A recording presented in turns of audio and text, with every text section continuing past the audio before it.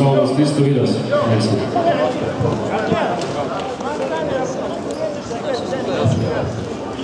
Ja viimasena paari 42 kilogrammis vaatavad Kristjan Valtsev Rakverest ja Magus Kiriluva. Выйди, Корлет! Какой выйди, выходи! Kaimo Alias, Jakko Kivimägi.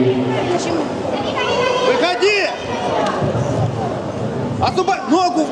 Ногу отпустите, выходить надо было, наоборот.